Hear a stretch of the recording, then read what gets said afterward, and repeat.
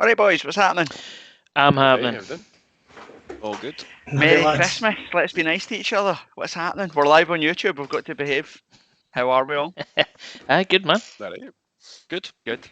Nice. Hello everybody that's bothered to watch this on a Thursday night.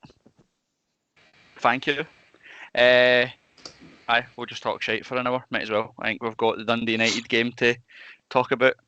Some of us were there, but not, they were there in body, but weren't actual there. Shanks, we'll come to you for an update on your experience at Tannadice. I'll tell you what happened in the game in case you didn't know. Talk about last night. Do a bit of Kev, we did a review of 2022, are we? Aye, why not? Go over some of the points and some of the, let's put it, the light-hearted moments. Okay. Never say that, but fine. Brad's, and then we'll come over to you for, what's it called? What, Zfook? The fuck did he come from? Oh, aye, there you go. Zfook did he come from? Nice. And then Hunnelsy shite in between. So, Ando, what's been happening? Have a nice Christmas. It was alright. I think I've successfully won my black belt in eating fucking shite and drinking shitloads while sat in my arse. So consider me fifth Dan or whatever the hell the top is on that. I have barely left the house since Christmas Eve. I've put on a bit of stone and I'm loving every minute of it. Mate, well, folk will not be surprised to know that I'm a miserable bastard. And Course you I are. do not like Christmas dinner. So I had breakfast, had a bacon roll or something on Christmas Day morning, and then that was all I ate until I got an Indian on the 27th when the world went back to normality. So I've somehow managed to lose weight, which is fine, but we'll talk about that later. Kev, happening? Merry Christmas. Thanks, buddy. It was a quiet one for me. I was on call all weekend, which was absolutely drivel. But there you go. But I did actually do a little bit different. I went for a curry for my Christmas dinner. Highly recommend it, mate. Well, mate, I'm banging it. I'd have anything as long as it's no fucking turkey. But there we go. Talking of big turkeys, what's happening, Shank? Give an update. Shaggers, just enjoying a wee bit of time off work. Got a wee year off making the dinner this year, so Mrs. Shanks made the dinner, went to her man and dad's, and I've just been building toys for about a week now and not looking at my credit card. Did Santa bring you this professional sounding mic? No, it's the same shite one that I just haven't used in 6 months because I couldn't be arsed talking to you. Good. Right. Well, for the folk on YouTube, be prepared to get a very, very crystal clear recording of what it sounds like to hear Shanks roll about his wooden floor, because it's the most. There we go. That's what it's all about, innit? But I don't know if I said Merry Christmas to you or no, Shanks, but Merry Christmas. Brad, what's been happening? Not much, mate. I've been down with the allergy. I've had this man flu for about 9 months, so I've now got my Barry White voice and sounding alright. But just been lying on the sofa. I'd be like probably like you and Shanks, just fucking surrounded in kids' toys, mate. I can't play anymore. I need to get the house. Aye. I can't build another Lego set. I can't play cafes anymore. I need to just go in the car and cry for a wee bit, and then I'll be alright. Mate, you've gave away the secrets. We're supposed to be cool fucking podcasters that start ultras groups and that. I've not fucking spent the last 4 days building a Barbie dream house and being Ken every 15 minutes. That's it, mate. That's life now.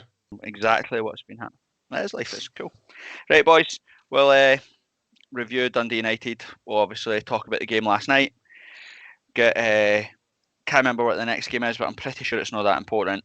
We'll talk about that game, the ramifications of it. We'll talk about 2022 as a whole, and a whole load of nonsense. I think some transfer rumours and stuff today as well. I don't know what it means, but the SFA have approved and given us the green light to sign our Japanese boy. What that means, will we actually sign him? I don't know. But we were going to sign somebody the last time and he joined the fucking army, so let's wait and see what happens in the Callum Patterson rumours, and we'll just talk a whole load of shite in between. Sound good? Sure does. Yeah. And just if there's any decent questions or whatever that come through, I was going to say, well, we've had it's not really so much a question, more of a statement from Alan Gold. Shanks owes me an electric melon MD. Fucking did to me. Kev, you owe me £6. So Alan Gold, I'm going to put 2 and 2 together and say that's your brother. So or Correct. your sister. I've got no idea. So you better stump up that £6, you fucking horrible bastard. Not a problem. But yeah, anything that you want to ask anybody on the pod, guys, in the chat, just shout it out. If there's any good comments in there, I'll let you all know.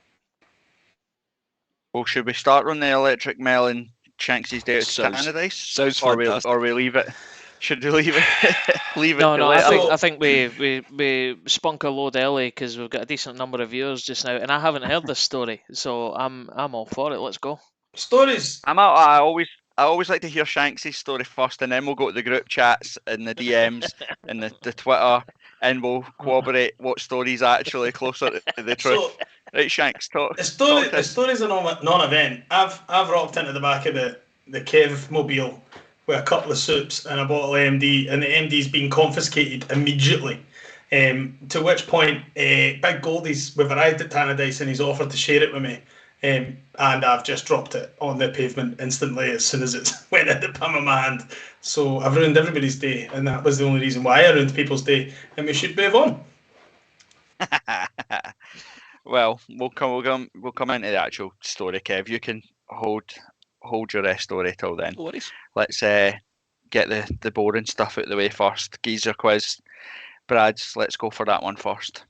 Right, okay. I'll give you.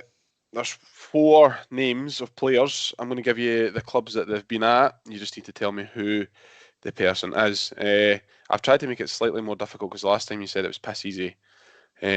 So, and the guys who are listening, I guess you can play along as well.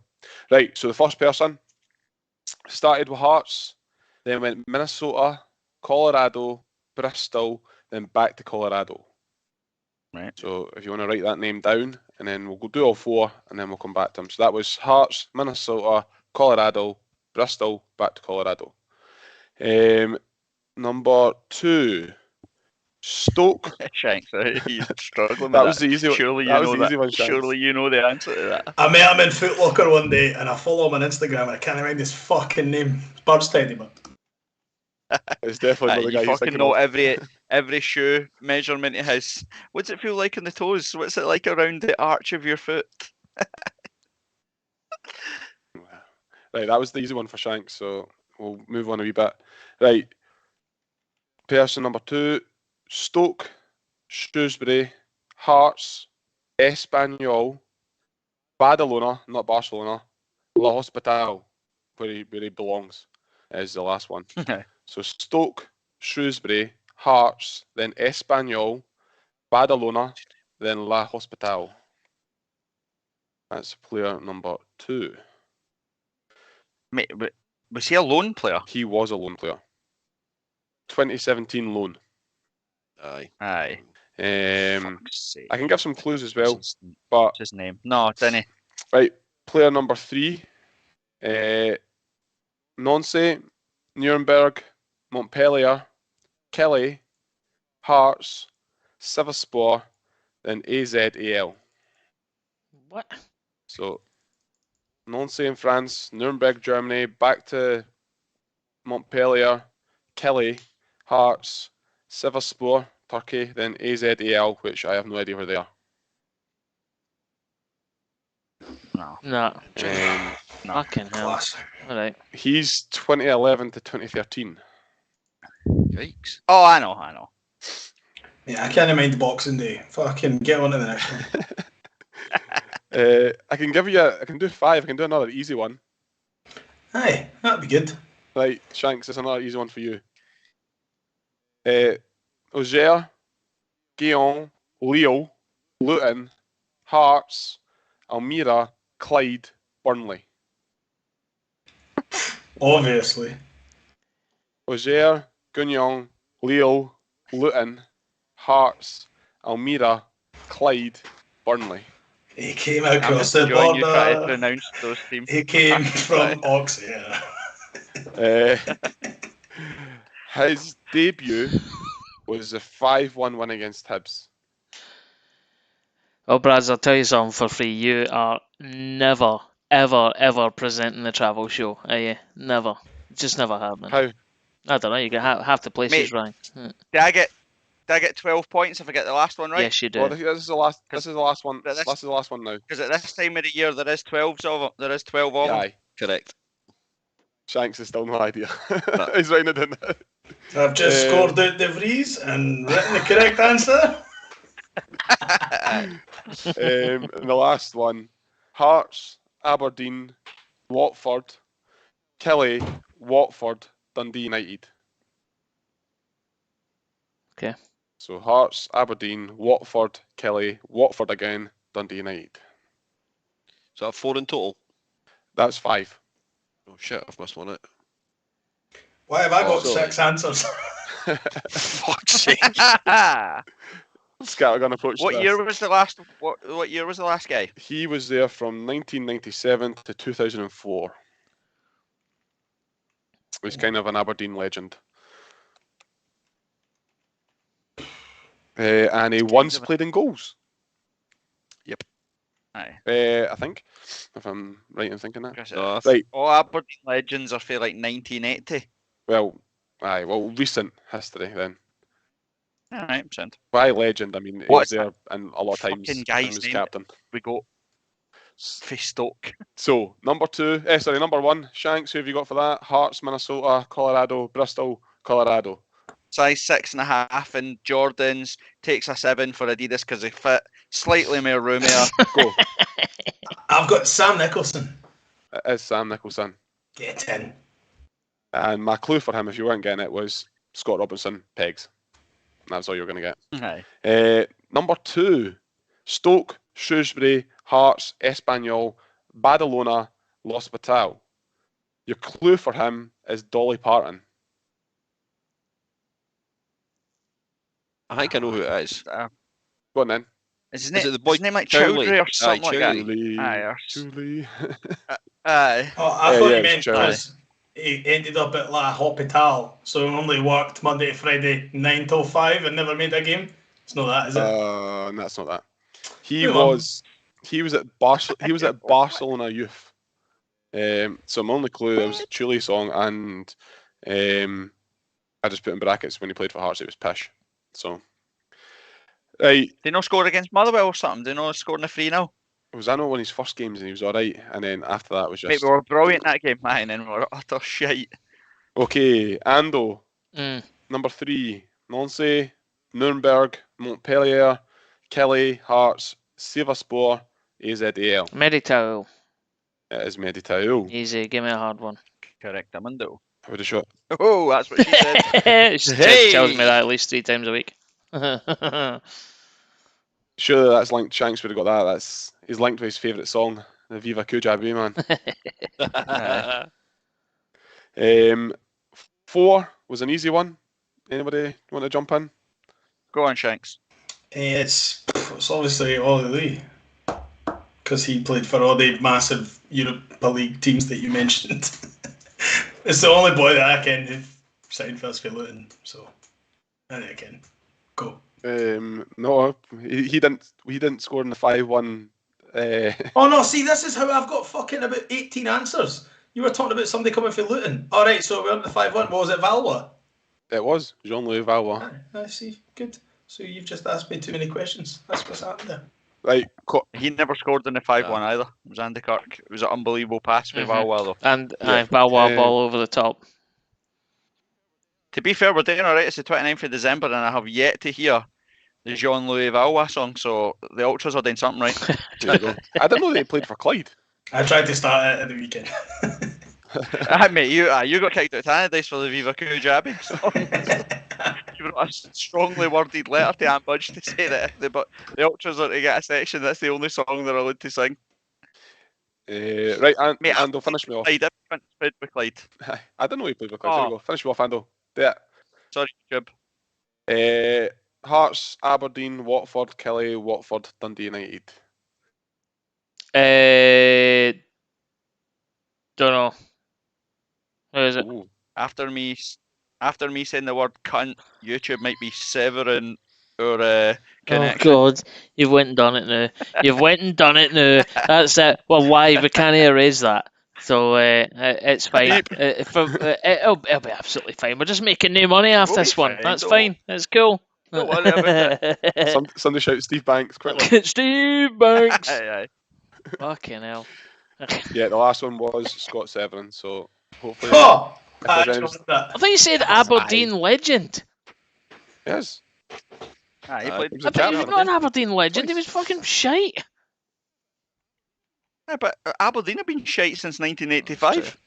There's anybody that plays more than fucking 18 games for them or something is considered Scott a Brown's legend. there now. I don't remember him playing for Dundee United though. Aye, end his career.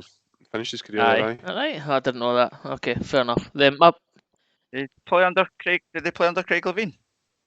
Did Craig Levine take him to Dundee United? Or would it been one of the? It Aye. would have been like Peter Houston or somebody that had came through at Hearts Youth and had seen him or whatever. Had took him, would have taken him to. Alright, Corbett, Dundee here's your bonus question. Who did he replace in goals? Oh, I know this. Because we had no goalie on the bench.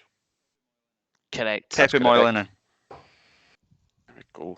That was amazing. It was only for the final 5 minutes of a game or something like that. And it was quite a big game Aye. as well. We were not playing like Rangers or something. Who was it? Did you say we were playing?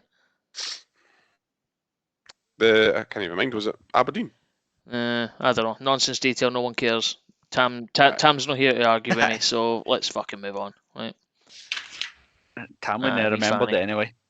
No Aye. chance Tam would have remembered. We're going to talk. We take this opportunity not to let it slip and have a good old chuckle at Aberdeen. Oh, that's brilliant. Refresh your memories to 3 weeks ago when Andrew McKinley, CEO of Hearts, was interviewed and said that he welcomed the chase from Aberdeen and Hibernian, to which it went viral on Aberdeen Twitter to be like, you're silly. Beep. We are 5 points in front of you or whatever. Well, now you are 3 points behind us. I think So, it's four thank you. As I said, four on, defeats on the bounce, isn't it? Exactly. I think 4 or maybe Aye. 5. I can't Aye. remember. I said on Twitter, if you talk like a big club, you have to act like a big club, and that's exactly what we did. And we will end 2022 how we started 22, which is best of the rest, where we belong. Easy. Right. What else have we got? Kev, did you have something? No, I was just looking at the year of 2022 and highlighted some of the elements, such as like things like best game of the year.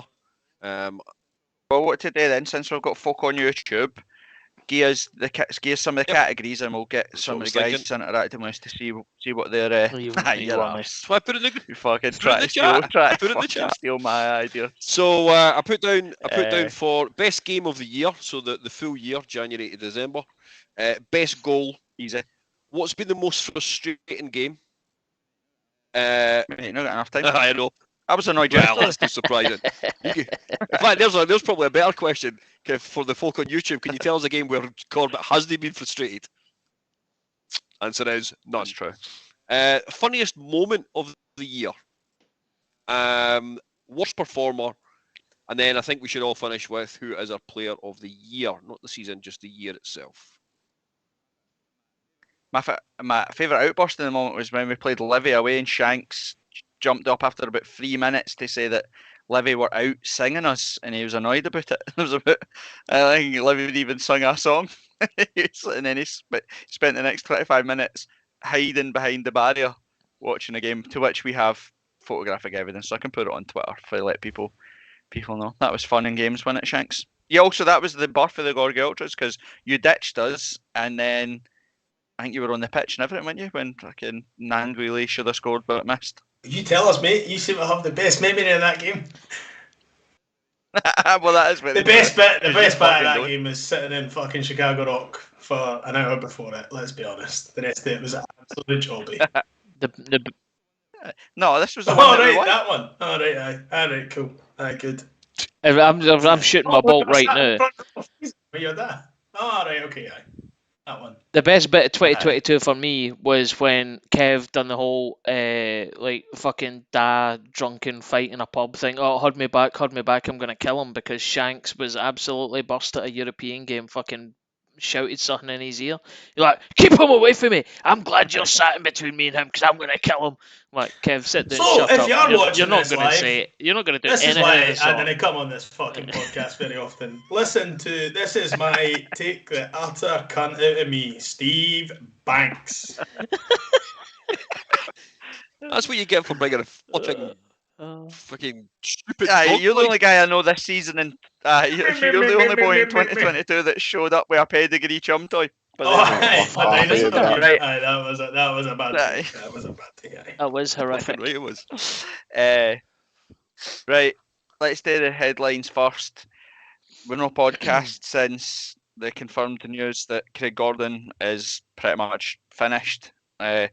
Touchwood, hopefully we get to see Craig Gordon in a Hearts jersey again for the end of his career, but pretty horrific injury, wasn't it? I've seen the still photos that someone shared in the group chat. I think it was you, Brad's, by one of the pitch side photographers, where you see his leg like properly bent back on itself, and I can't look at that without feeling queasy. It's absolutely stinking. I feel so bad for the guy. It's like it may or may not be the last time we see him in a Hearts jersey or whatever, but the interviews or some of the quotes that have come out since then saying that he's going to fight on and endeavour to come back and all that sort of stuff remains to be seen right enough. But nah, it's an absolute sickener for the lad. Bloody shame. Aye, make it. If he does manage to get fit, even if it's just a game to say thanks and show our appreciation or whatever, he can end his career like that. But Yeah, I was actually talking about it today with my wife who hates football, so I'm glad she enjoyed that conversation. I think physically he's a fit guy. I think he'll get back in fairly quick. It maybe take 9 months to get back in. I think the mental side of things will be the bigger impact for him. The idea that could be his last ever competitive game. Xander Clark's hopefully going to step up now, and it's not going to necessarily mean as soon as he's back you drop Xander, because we want him to be the next number one next year. So I think the mental side of things is going to be a bigger struggle for him if you're going out ending your career at a shitey 2-2 at Dundee United after such an illustrious career. I think that'd be a fair one. Like, it was.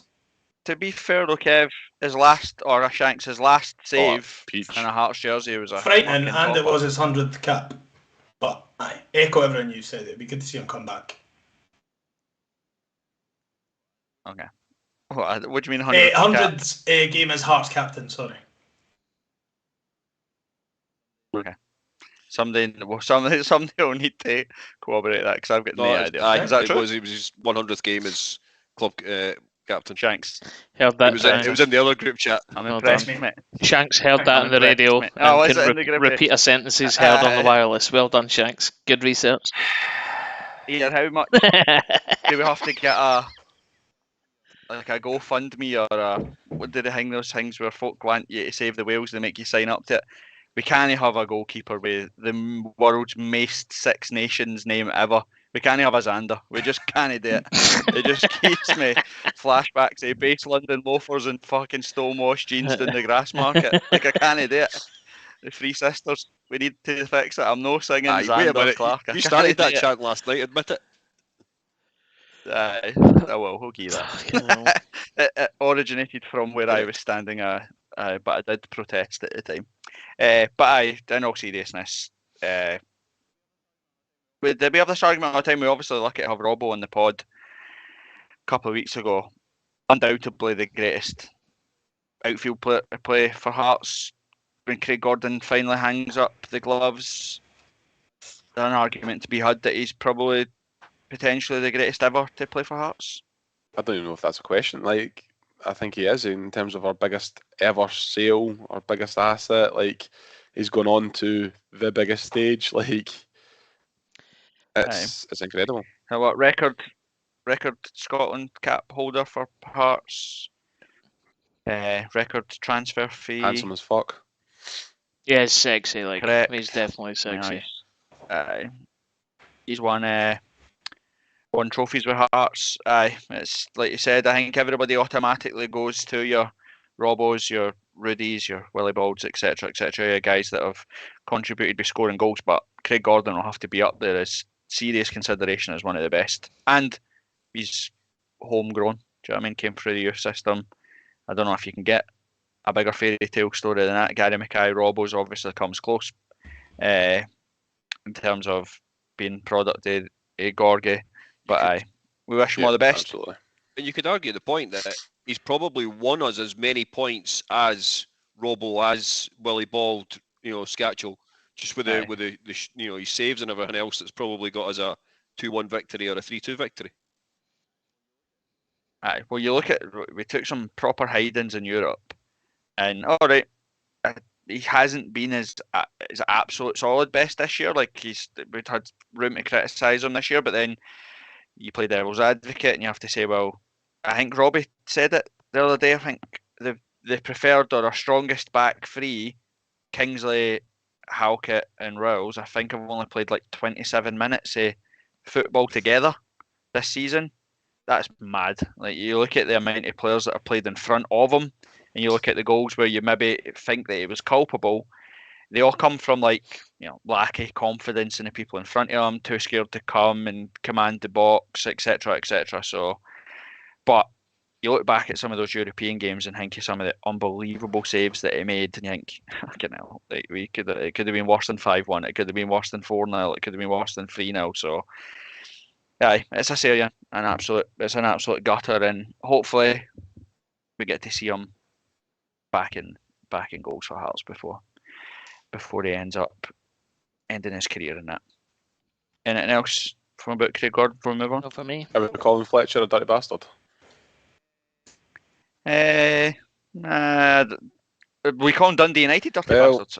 How many injuries have we had up there in the last 2 seasons? I was all for forgiving Fletcher, and then I remembered his tackle on Civic just before that, and he left the boot and went tried to injure him in the exact same place that he caught Gordon.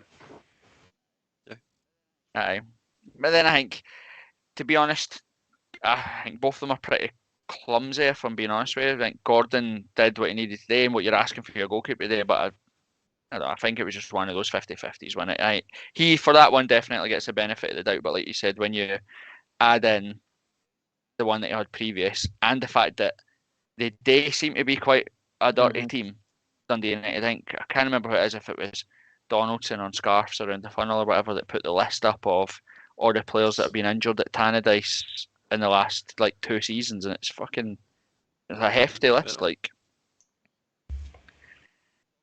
right, we talk about Dundee United first, and then we'll jump on to last night's game.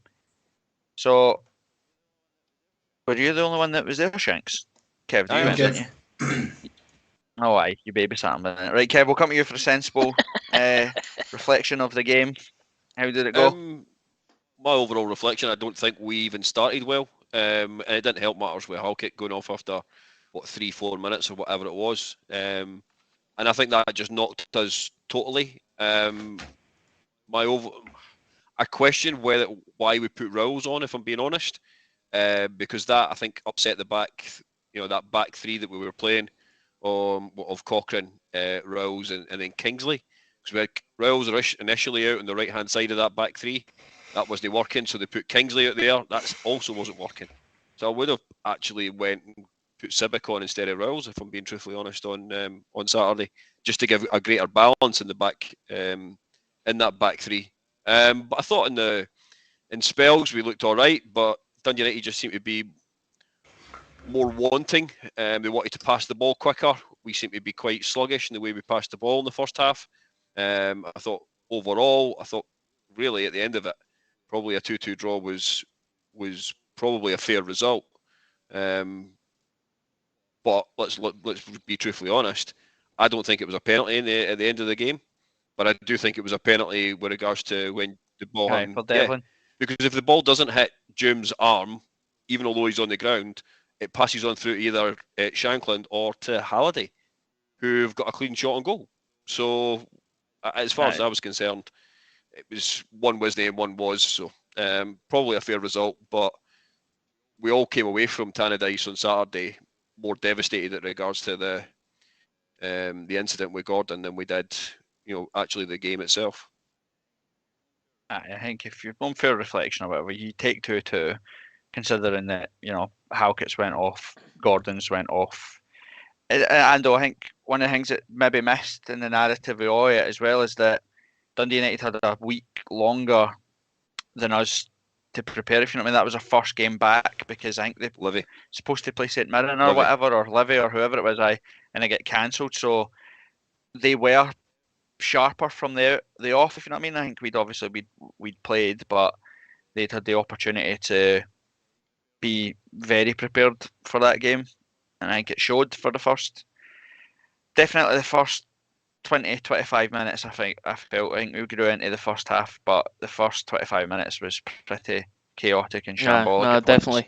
I hadn't realised that they were a week fresher than us. Let's say to put it that way. I think the thing I always find with Dundee United and even Dundee when we used to play them is that like let's no fuck about here, right? Hearts are a big team going up to a small pond, right? Them you go up there and you get battered about. You find it at quite a lot of those grounds, and we've seen that on Saturday.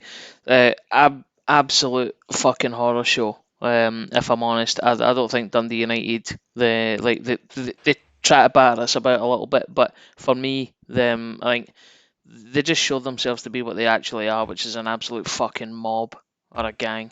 It's just they're fast becoming one of my most hated teams, and not just because of the injury to Gordon. Like going up there is always a struggle, and fair play to them. They always make it difficult, but then that's what these wee tiny tin pot small teams will do. But fuck them, get them right in the bin. I think we've actually got quite a decent record in I still hate them. recently, I don't care. don't we? Well, no, I'm not. I'm right there with you. I'm right there with you. They've actually got a couple of players that I would take. I like that Levitt boy. I think he's a good player. I'd probably take Levitt, and it's always good to see Jim as well. I liked Jim when he was at Hearts as well. Touch on just how shambolic it was as well. I know they maybe have their own reasons, but there was 2,700 Hearts fans there staring at an empty stand behind the goals that we probably could have. Look at last night. Nearly 4,000 Hearts fans. We were in 3 of the 4 stands in Perth. Even though it was Christmas Eve, weird kickoff or whatever, we could have sold those 100%. tickets. No bother at all. I don't want to turn into a Celtic and Rangers thing. If Dundee United have their own plan and their own strategy as to what they're doing with that, then fine, crack on. It's their stadium; they can do what they want. They didn't have any obligation to sell us tickets. But I just felt on the whole there was 3 turnstiles open out of the 10 for everybody that was saying to us. The police fucking charged the ultras and took the drum and the megaphone off them, lined them all up, took their names like they were criminals just for walking down the street with a drum, which I'm pretty sure isn't illegal. I could do that right this very second. So I think Scottish football gets a bad rap, and football fans get a terrible, terrible, terrible deal when it comes to, I think, would that happened if it was fucking rugby, for example? I know we just made a joke about our own Xander, Six Nations Clark, but that wouldn't happen to rugby fans. It just wouldn't. Do you know what I mean? The fact that we're treated so shitely all over the place does my head in. So that was my wee rant for Dundee United. I echo your sentiments exactly, Ando. Get rid of them. One of the bright sparks, Brad's, and again last night as well, and actually for the last number of weeks, is Josh Ginnelly. I think Gino's been transformed into playing that sort of Shanks, almost playing like a Harry Kane role, and Gino playing up front. I think it's total transformation, and there's certain, I kind of like the way Robbie's set up with certain. He's obviously been tactical and looked at defence and said, Shanklin, you stay back. We're going to be hoofing the ball. Gino, just run at them.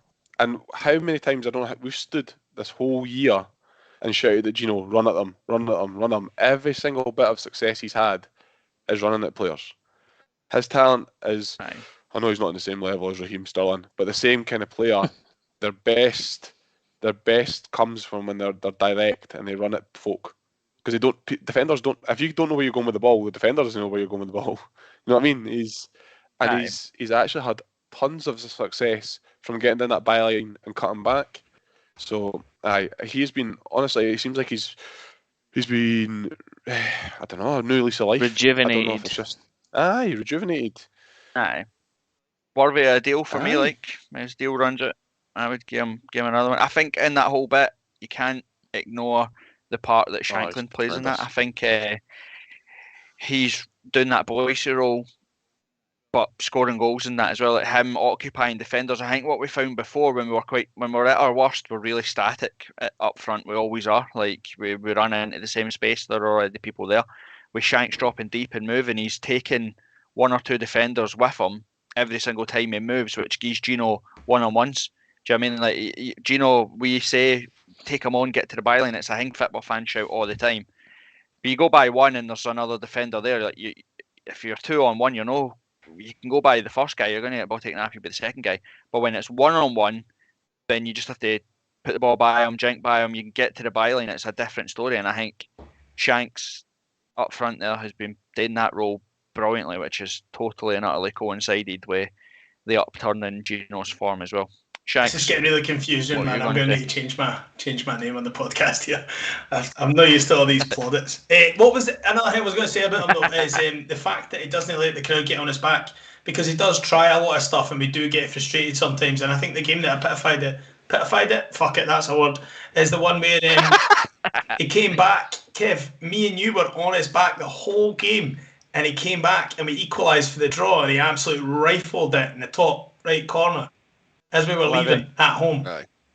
What a game! And do you know Pitify Olives? No, aye, Nando's, mate. Aye. Just a couple of things for the chat. Liam L has basically just said what you said a second ago, Corbett, which is need to get Gino on a new long-term contract. Brian Dixon following up, and we'll cover this just shortly about the new Japanese guy might be able to run against or past people.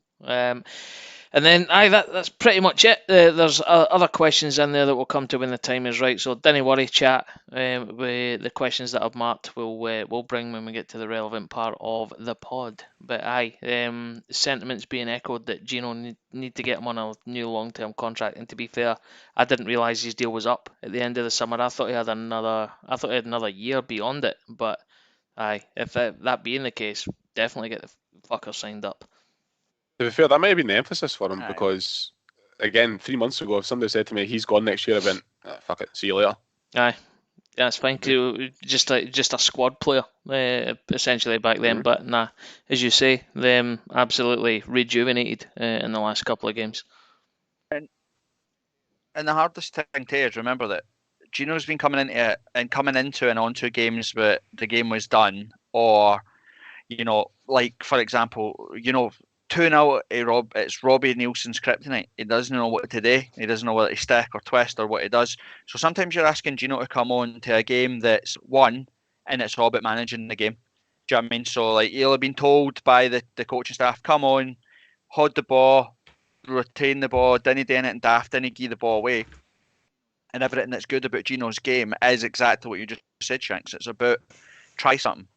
Try knock it by your guy, try swing a ball in, try ping a shot, try to something like that. And when you're 2-0 up with 10 minutes to go and it doesn't come off, or like last night, you get it back to 3-1, you take a bad touch, it goes to 3-2. Like these things change games, and I think that can't be underestimated with Gino. When he was coming on before, he was a bit part and was coming on to their tactical role. Now he's starting games and he's been given almost a free role to rotate between Shanks and Forrest or Mackay or whoever, and it suits him. I think he likes it like that. He just doesn't seem like he's one of those players that thrives in the sort of barriers of like a real tactical game, if you know what I mean, which is class to see from him. So I would agree, sign him up, get him signed up as well. It was good to see Mikey Smith score as well, because Mikey Smith's been pretty poor by his standards. Now, remember that Mikey Smith is 7 out of 10 every single week, so even if he drops to 6 out of 10, it's a noticeable drop. But Kevy that's what you want from him in it. It's when he's at his best, that's what it is. He gets up there, and he always chips in with some goals. He does. I remember a few seasons ago, I think it was a League Cup match on a Friday night against Motherwell. He hit an absolute rasper into the bottom corner. And you missed that, but what you seen on Saturday, for all that I was a bit scathing in regards to the way in which we played. Mikey Smith was always wanting to get beyond the midfield. He was wanting to play that particular sort of wing back role that he was being asked of, and then sometimes he ended up in the centre of midfield. You're thinking, what the hell are you doing there? But it works for him sometimes. And as I say, the fact that he broke beyond Devlin to get on the end of the sort of little touch pass that Devlin put through was just shows his determination to get on the end of the pass and score. So it was good to see that. But if you look at the aftermath of it, the boy clocked him one as well. Just showing you again how much of a bunch of absolute hammer throwers United were. Aye. Agreed.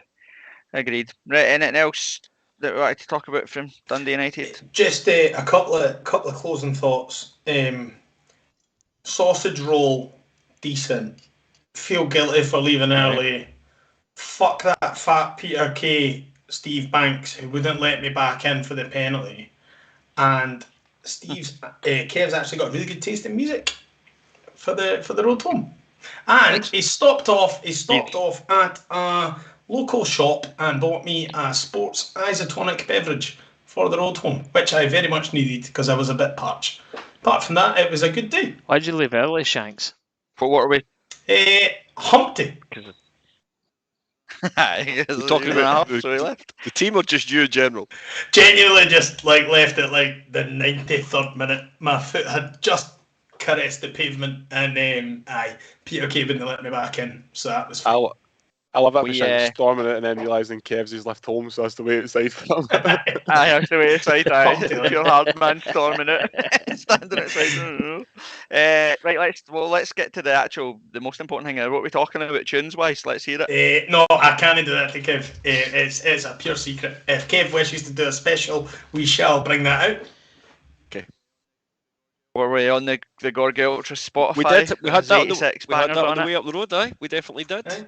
Yeah, do you know my favourite thing? Dribble of Atomic Kitten as we went over the bridge. Was that in memory of Craig Gordon? Is it? Was it an ode to Mr. Gordon? I'm enjoying it. Nice. One of my favourite things that came out of last night's game is someone messaged me to say, what are the lyrics to the Shalolololo song?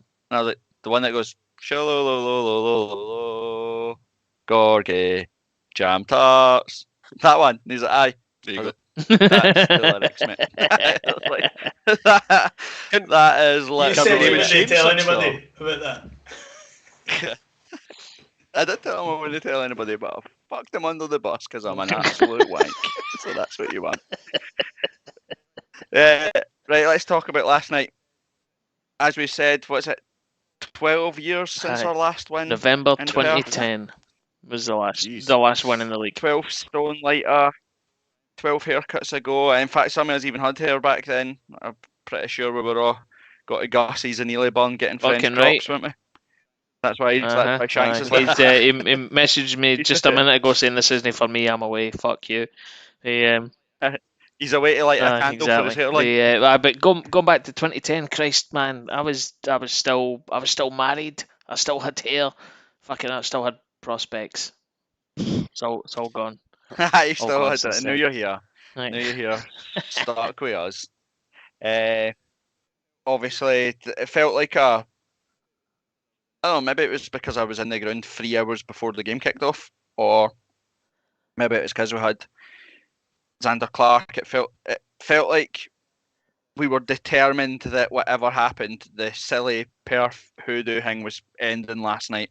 Do you know what I mean? It felt for the minute we got there that we had a purpose, if you know what I mean. Like they were in the stadium pretty early.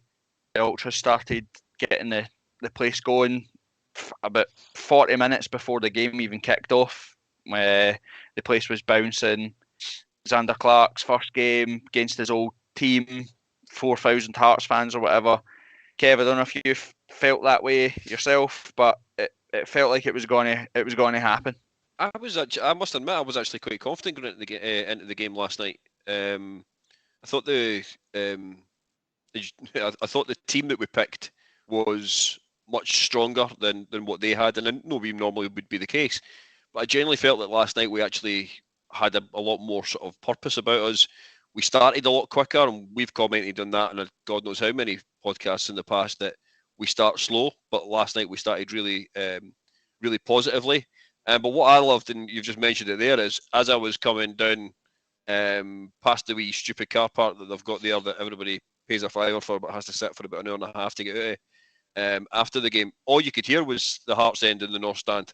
The boys in the ultras had the place rocking, and it just gave you that little bit of a buzz as well. It gave you that sort of impetus to get in and enjoy the game. Yes, I did use that word. I seen you. Good Thanks. word, Kev. Good word. Word of the day. Now a word from our sponsors, Newman Healthcare for Men. If you also struggle with impotence, then we can get you a tablet. Brad's, the first 45 minutes last night were everything about 3-4-3 when it works well.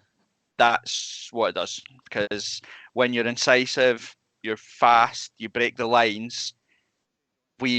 St Johnstone could not deal with us in the first 45 minutes. No, I think the big thing you got to take in as well, the pitch and the weather. Like, if you press boys when it's shite weather and you can't put two passes together, obviously they did it on the flip side in the second half, and you've seen that they put the pressure on Toby Civic and we turned over possession 10 times in a row. But we did it from the first half, and from the goal, challenge the first touch, or a one to every ball. Even if you're not winning it, make sure your man knows you're there. That kind of thing. Like, we need that intensity. It's how you maintain that intensity. That's what's the difference between kind of your Rangers and your Celtics, who can maintain that at a constant level and have the big enough squad and the rotation that they can bring in bodies to maintain that and continually put that press on. No, 45 minutes is, Evan, as you said, for that formation, it works really well because you can press high. Their then only outlet is to go long, and our big three at the back. That's bread and butter for them. Aye, they were good. And I think, again, that's the best of Hearts and the best of 3-4-3 when we play like that. I also think it gets the best out of Grant and Forrest. I think they look really good in that type of incisive, purposeful formation. Like, I thought they had really good first halves, especially Grant. I thought Grant played pretty well. Go under the radar because Snodgrass is caviar, total unbelievable, and Cammy Devlin's Cammy Devlin. But I thought George Grant, other than his sitter, which is an absolute joke, I thought he was very, very good the first half. Yeah, I'd almost disagree with the Forrest. Although he got his goal, I think I don't know if that right wing back suited him. I think he needs to. I thought he played quite well. It was all right, but there was no end product. It was just a lot of running. Other than his goal, which he starts by tracking back. The exception. He starts by winning the ball back to the and then starting the 19 pass, the 19 pass move. But again, he's starting to be fair to Forrest, right? You're right. He's a bit Marmite, right? But then who isn't he at Hearts to begin with? His numbers are starting to grow to the point where you think, how is he not getting a game? Like, how does he not get a game? Was that his sixth goal of the season? Fifth, I think. Yesterday. Which makes. Well, then you've got. I think. You've got Mackay, who's not scored since August, and he's getting a start the week before.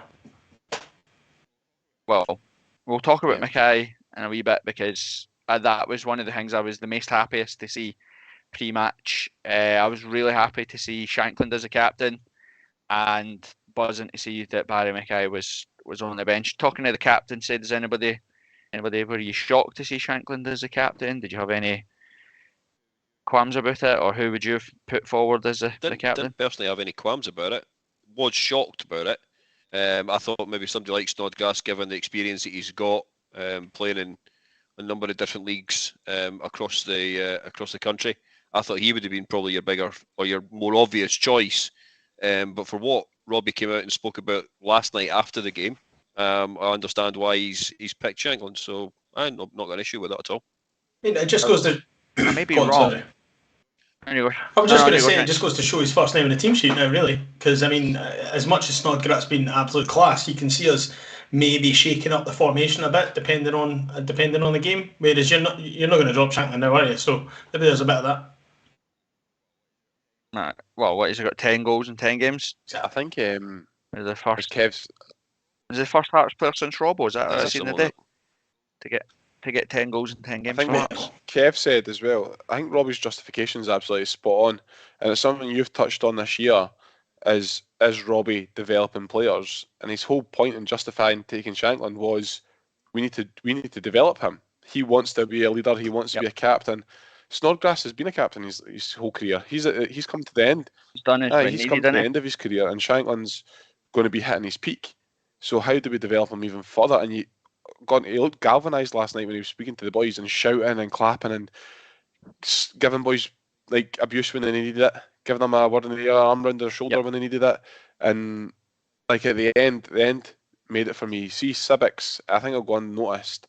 Sibbick's header clearance with 2 seconds to go, and then the final whistle goes. He sprints to go and hub Sibbick to let him know. By the way, wee man, I know you've not had the best night, but that you've just saved hearts. Like you've got us that win, and that's what you need as a captain. That's what you need as a leader. Maybe you need to stop watching on Hearts TV because I thought Sibbick was brilliant last night.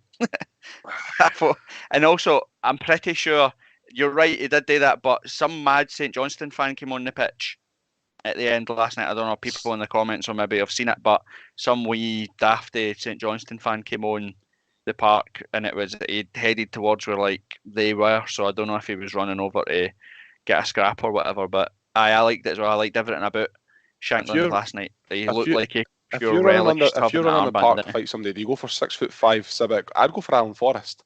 I'd be chasing the 4'2" guy. Nah, he was off. I'd be chasing him down the tunnel. Sub him back on so I can fight He him. scored 5 goals this season, one of which was in, of course, the Conference League. Oh, here comes to bore us again. Thanks, Kev. Yeah, thanks. You Kev. just asked the question. Fucking Just give you the answer. Here, I'm pretty sure Shankland captained Dundee United, didn't he? Yeah, I'm sure he was captain for Dundee United. Almost certain that it was. But I thought first 45 minutes last night for the stands, I know there was a bit of nonsense at the game on Saturday in terms of pyros and some naughty singing or whatever. Put that down to the fact that, well, the difference last night is with the megaphone and the drum or whatever, the Gorga Ultras made such a massive difference to the atmosphere. Because, like, you're 2-0 up, you go 2, it gets pulled back to 2-1. We've all been in that stand as Hearts fans. We've all been there being like, fuck's sake. We've seen this story before. You sit on your hands, moaning everything that goes out, every pass that goes astray, and the pressure builds on the players, and you see them get deeper and deeper and deeper. But with having an actual fan base that wants to get up and sing and G the team on, it's no coincidence that we concede and then within 10 minutes go up the park and make it 3-1 again. So that was class. That was probably the best 45 minutes of the season so far outside the Zurich. I thought we played very, very well. Robert Snodgrass is outrageous, and we should not be having Robert Snodgrass, even at 34 or whatever age he is, playing for Hearts. He's too good, Kevin. He did look the part last night. The pitch was heavy, probably didn't suit the kind of style or the passing style that we tend to play. But Snodgrass was still determined to keep the ball on the ground and move it as quickly and as accurately as possible. And there was a couple of moments that he just looked like he was in a wee bit of trouble, but just with a move of his body, drop of the shoulder, whatever it would be, he got himself out of a tight space and was able to then get it out to Forrest. There was a couple of times he was able to push the ball onto Shankland because Shankland was coming deep for the ball, and especially in the first half. So from that point of view, he looked a cut above the rest of the guys that were on especially the opposition team anyway. Aye, I thought so too. And another guy, Ando, that is just, Shanks had said there that Shankland is undroppable. I'm edging towards this guy getting into this bracket as well, but Andy Halliday never, ever, ever puts a foot wrong for Hearts. Never. He never puts a foot wrong, and he always gives. And I do mean always. He gives 100% effort 100% of the time. Right? There's very few players that you could fit that could tick that box. It's like, yes, Shankland probably is up there as well, Craig Gordon as well, but like that's it. We see other players that maybe didn't stretch for a ball when they could have, maybe try to keep it in on the sidelines or whatever. But he's one of these guys that he'd run through walls for whatever club he plays for. And to be honest, you use the word undroppable, absolutely for me. undroppable. He should be starting every game. Aye, Kev, do you know what I like the most about him is see if he misses out, drops to the bench on Monday. See if he comes on 70 minutes, he'll still be the exact same. He never spits a dummy. He just knows that if that's what's best for the team, then that's what's best for the team. I'll just get on with it. I called this out last night on Twitter. I think that Halliday has now become the new Mikey Smith, and that you know perfectly well he's a solid 7 out of 10 minimum in the games that he plays. He just always gives you every little ounce of his that he's got. And I noticed yesterday, just before the end of the first half, he was actually hobbling about. He'd taken a bad one on his ankle. I think just before they got the penalty that they skied over the bar. And he looked like he was all when I actually wondered if he was going to come out for the second half. But no, he appeared and put in a great performance in the second half. His pass shanks for Alan Forrest will go unnoticed because it seems like such an easy pass. But if that was Barry Mackay or Snodgrass that slips that ball through, we're talking about it for days. It was a brilliant pass. Just the wee dink. It was Grant that played on to him as well. Just such a wee slick move that we've just not seen for so long, and great finish as well. Mikey Smith missed a sitter versus Kilmarnock, which would have been up there with the Alan Forrest goal, because we also had Andy Halliday skied it over the bar after a passing move that was easy, 15, 20 passes, and then obviously Forrest gets his goal. I think his is the 19th touch or the 19th pass when he scores. When it works and that type of movement, it's hard to stop that, and I hope that that's how we play on Monday, because I think that will cause Hibs the absolute most problems that we have. Second half was probably Brad's, as we said, the 3-4-3. The first half highlighted everything that's amazing about 3-4-3 and how it works so well. Second half shows you all the areas how 3-4-3 doesn't work so well when you become slow and laboured and only pass backwards. Yeah, it was definitely a tale of two halves, and I hate giving him kind of credit, but I thought Stevie May was class last night. I thought he was so good. I don't know why he always seems to be one of these players that steps up against us. 90% of the time, he's absolutely I think he always scores against us. He seems to really put on a show when we're playing against him. Was that before or after he dropped like a Hooers Knickers for the penalty? That was like his eighth goal against us or something like that. Yeah. Is it? Aye. Well, we'll talk about VAR in a minute, because there's we'll have to talk about some of the stuff that went on. But I actually thought that Hearts managed Stevie May pretty well until there was a long ball over the top in the first half that Kai Rowell's like Usain Bolt chased and got in front of Stevie May, even though he was about 30 yards behind him, and then made a total Steve Banks of it, fell over the ball, and Stevie May took the ball off him. And for that moment, Stevie May just grew into the game, got loads and loads of confidence, and actually gave Rowells quite a torrid time, gave him a bit of a chasing, although Rowells is a different class, so managed to stick to it. But the second 45 Ando was pretty disjointed. It was see when you look at it, for the first I think 35-40 minutes spot on, brilliant. After that, it felt like we were chasing it a wee bit. You always thought that whatever we done, St Johnstone had an answer for it, and that eventually was the way it played out. I know that the second goal, what was it, 80 odd minutes or something like that, but I'll be honest, I spent the last 10-15 minutes shiting myself, thinking it's going to happen again. They just seem to have an answer. And it's hard to put that down to any like one particular player, or a change in system or whatever. I don't know if St Johnstone just got a little bit more belief about them. Fuck knows where that came from, but we allowed it to happen. I just think the intensity, you can never keep the intensity from the first half an hour all the way through the game. We just know that's impossible. But there was something in the air last night that bugged us in that second half, and I'll be honest, I don't know I can't put my finger on why. I 100% blame Tam Fraser, because if you have to go guys who know he's a human jinx, And the boy, I don't know why, but he has to say it. He'll text me and go, "This is fairly confident now. Hey, we're going to spank them," and then they'll get a penalty. And I'm like, "This is 100% your fault. I know there was a handball on the penalty, and I know Snodgrass has dragged them to the ground. But this is your fault, you wee wank. Stop saying things like that. Stop saying players are doing really well, or we're doing really comfortable, or we've started really. Shut the fuck up and just watch the game, eh? I hope you're listening to this, you dick." Especially because he knows absolutely nothing about football, So, but Kev, at the game, you'll have seen yourself that Snodgrass was going mental for about 10 minutes to tell everybody to calm down. Like, stop taking short like goal kicks, stop passing the ball about the back line. Just everybody slow down, calm down, because we were putting each other into stupid positions with daft passes.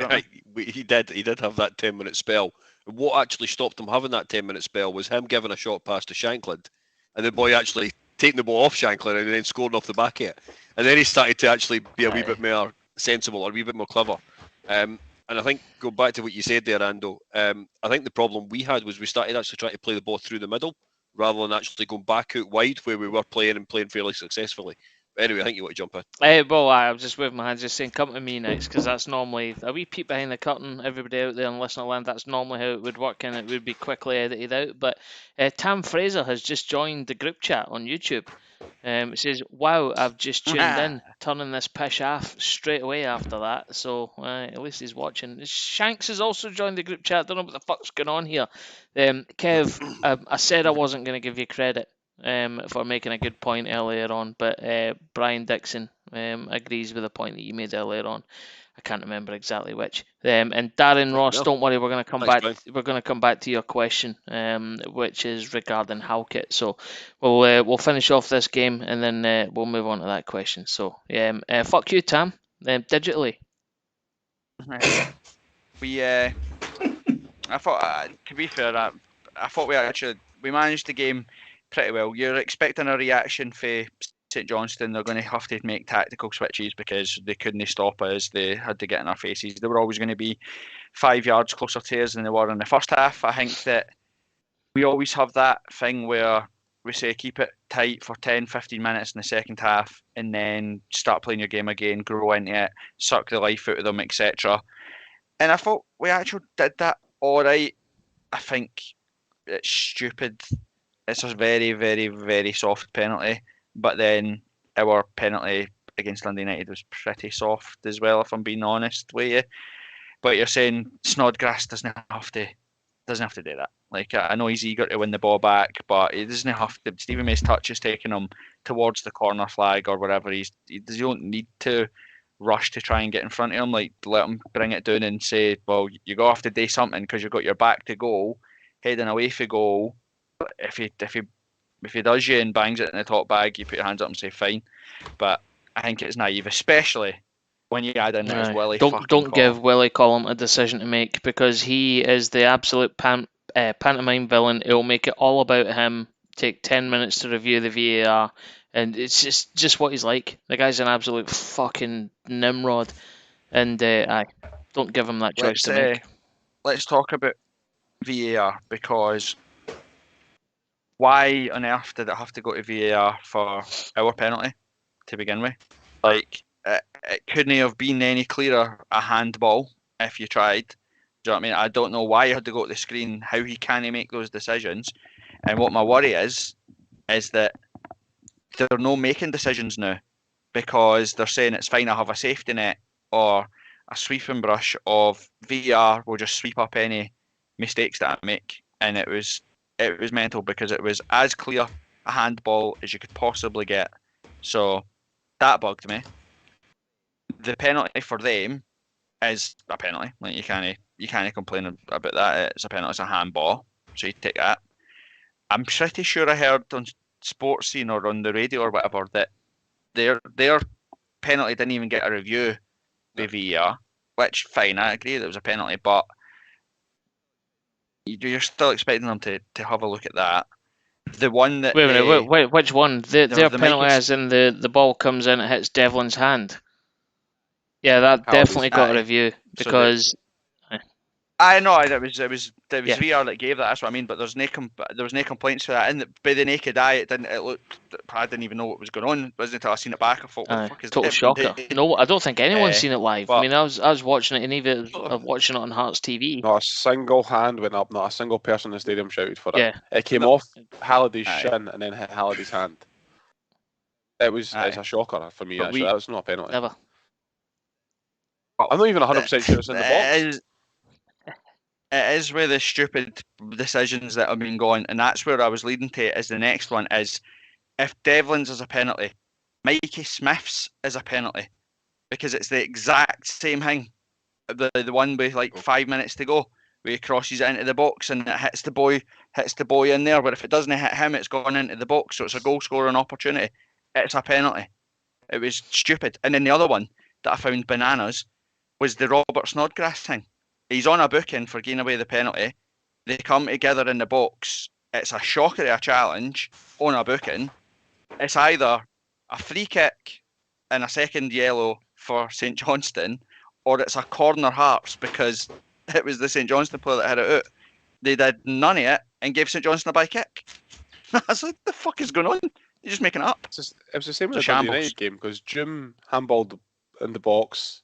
They gave a penalty, then reviewed it, then gave Dundee United a free kick. We were still in possession of the ball. Aye. Like, it's absolutely mental. Mate, it's stupid. The other thing, that's where we're going with VR, right? It took, 11 minutes to get Craig Gordon off the park on Saturday.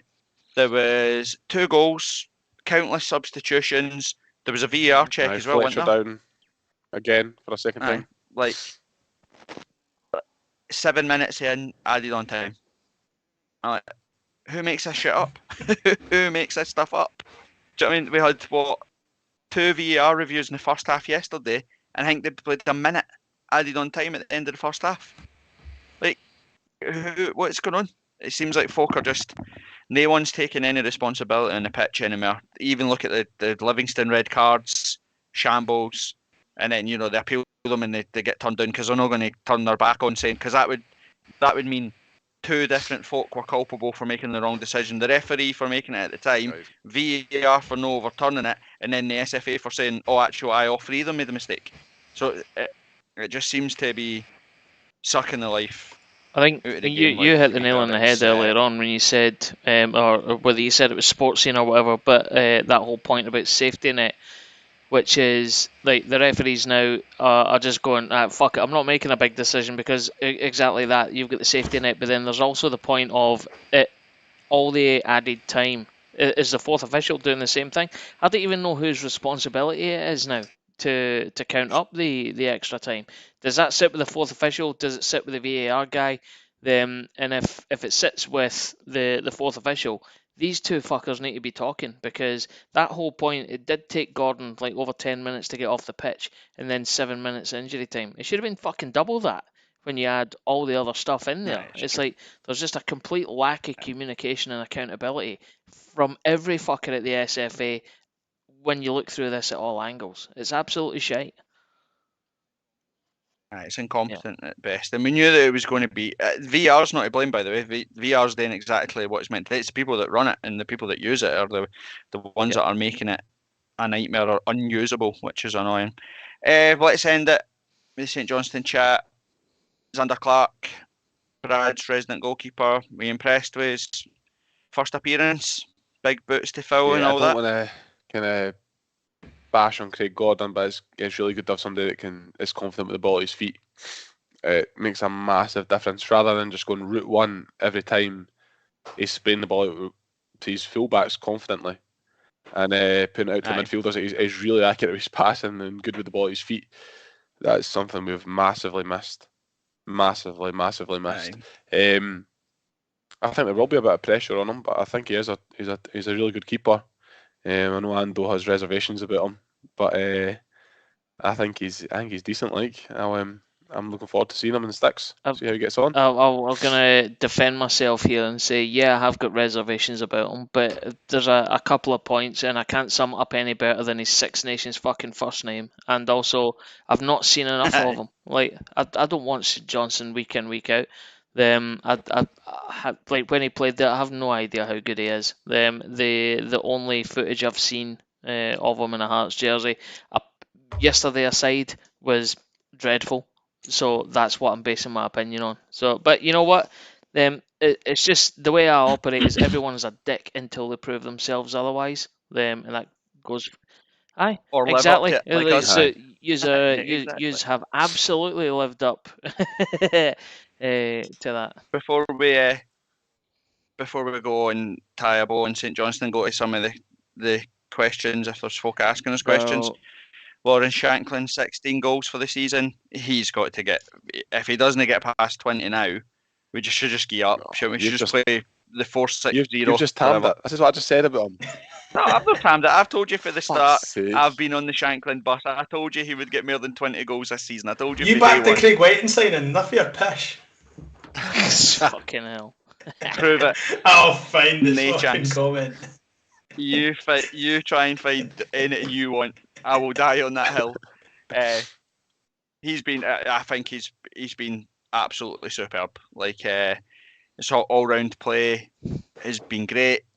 He has been a total nuisance. People say, "Oh, he's scored 9 penalties or whatever and 7 full complete." 100%. You've still got to score them. They're no tap ins. Like, do you know what I mean? Like you've still got to put the ball in the back of the net. And if we get a striker that scores more than 20 goals a season, couldn't give a fuck if he scored 20 penalties, 20 deflections, 20 in off the back of his heads. No. Just give me a goal No one scorer will care. that scores goals. That's the thing. So when we talk about Robbo, I always get confused. Is it 20 goals overall, or is it 20 league goals that we want him to beat? Either way, he's going to do both. To be fair, Overall, we haven't had a striker that scored more than 20 is that right? goals in a season. I wasn't sure if it was overall a league, but cheers for that. What did Lafferty get to? Was it 18? It was like 19, wasn't 19. it? I think, did Hartley not get close And as well? then- He got about 17 or 18 in a season, You're not a No, striker, no. look, Kev. but he still scored. Right, one of the questions coming in from Darren Sure. Ross, and this is going back to the game we've just reviewed. So the question is, who are you dropping when Halkett's back? Because Halkett has to play in the middle due to the fact that he's the only defender that dominates the air. Anyone want to pick that up?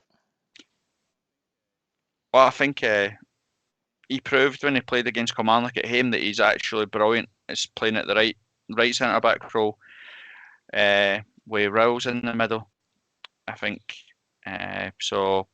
Again, I don't think anybody gets dropped. I think Sibic probably gets dropped purely because even though he's been brilliant when asked so far this season, but he's no as good as Rowles or Yeah. Halkett or Has Kingsley. an accident in him every game. And If we're not playing the I three at actually back, don't if we're think- playing 4, if we're going the 4-2-3-1, who are you dropping? we won't. Robbie won't. We're playing 3-4-3. That's it. Like Robbie won't change that formation when everybody comes back. We'll stick to that. He's pretty much said that. I think he likes the idea of having 5 across the back when we're defending, 2 sitting midfielders in front of them, being compact and tight, and then obviously when we're attacking, you get 5 up front basically if you do it properly. So I don't see us changing the formation. I think it'll be Clark or Gordon in goals, and it'll be Halkett, Rowles, and Kingsley. Your back 3, Cochrane, Atkinson, but I'm hearing that Atkinson could potentially be away, which will be why we're looking at Patterson. It'll be Halliday or Smith that play wing back or whatever. So it's a good headache to have, because what the fuck do we do in midfield? Because arguably you can't drop Devlin. You absolutely can't drop Snodgrass. Or Halliday. So where does Benny come in? Where does Benny feature in that? Where does he go? Where does Boyce come and play when he comes back to play the 10? So does that mean somebody else has to drop out? They're all good headaches. What do you do with Haring as well? He's due back shortly. Aye.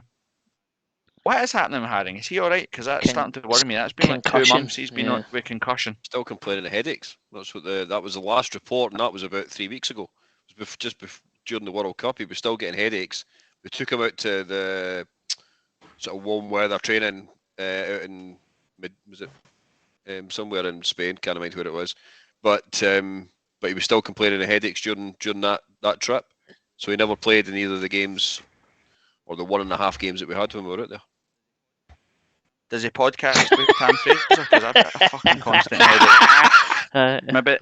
Maybe the club doctor better ask that question. Does he do any podcasts without? So he did a bit a year ago. It must just be the fact that he's got to constantly take Viagra's to get that big massive chopper up. I think if he just cut him out, that'll curtail the headaches. You already missed the reference to Newman. I heard Kev's impotence comment. I could.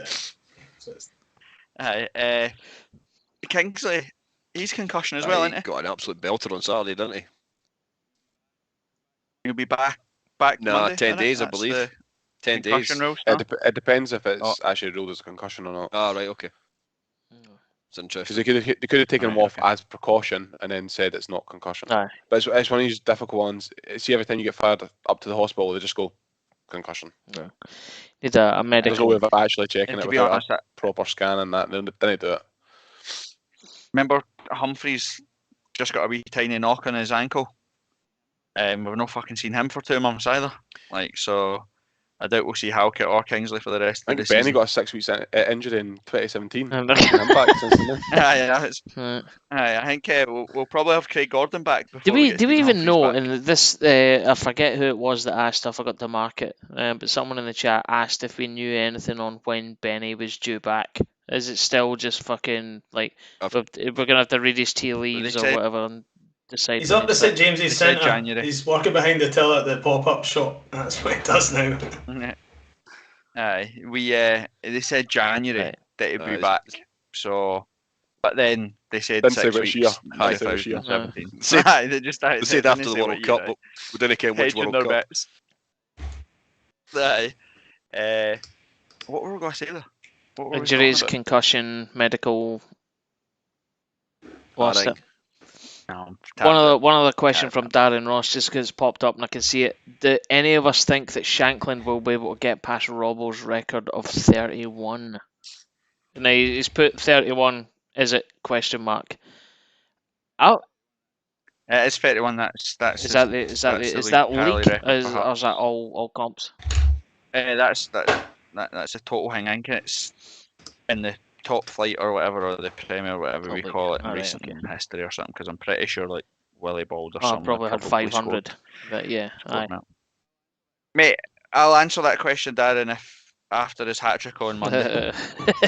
If he gets a hat trick on Monday, then he'll definitely beat me. I'll say right now he will. The world. Halfway there, but half the season to go. I know we always slow down the second half of the season, but plenty of opportunities. Scottish Cup against Hibs, fucking hell, man, that'll be a 5-0 victory. You'll get hat-tricking that game too. Mate, if he scores 31 goals this season, this will be the only season he plays for Hearts. He'll be sold in the I tell you summer. what, I'll make a 31 commitment now. If it does, I'll get Shanks tattooed on my arse. Oh, well, that would be convenient. How? That would be such a you'd have to go so out your way to have Shanks tattooed on you when every cunt calls you Shanks. Well, it'd anyway. be good. One cheek shank. Unless you I'll get a land shank. another. No, get Shanks and an arc on your back and number 9 tattooed on your Deal. back. Then That we would be can have good. Have you seen the conversation. amount this boy drinks, man? It's like, see when he gets lost, people will know exactly who he is. It's fine. You know what, today, get your address tattooed underneath your name, Shanks, as well, just in case you go missing again. There you go. Right. I can't remember what I was going to say about that, so we're fine. So we'll end it. That was unbelievable to get finally. We seem to just be breaking or hoodoos. Exactly. That was something else that also came up in the chat. Is that we've broken so many things, like things that, as you rightly call it, or hoodoos. However, Ross B. I think I know who this might be, Mr. Bradley. Can someone please confirm if Corbett is that Paul guy that dances on TikTok? Mate, that show does the bane of my life, man. It's embarrassing, isn't it? What do you think I've got a HD camera for now so you can see that I'm well more handsome than him? Oh no, there's been a plane crash in Tanzania. But oh mate, it's so bad. I get it off everybody, mate. Even my boss sends me them. I'm like, fuck off. I do that pretending that I send them laughing faces when I'm actually greeting my eyes. Being like, I actually want bad things to happen to that guy. I'll pay money if anybody's out there. Right, back on track. Well, you're right. We are smashing our fucking hoodoos or whatever you want to call them.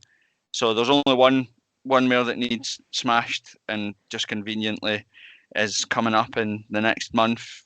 Robbie hasn't won at Easter Road, so let's hope that he can put that right. Right, will we do a review of 2022? What's wrong with it? And then, or will we quickly preview Hibs on Monday? Or we do that after Let's go in a high. Yeah, fuck it.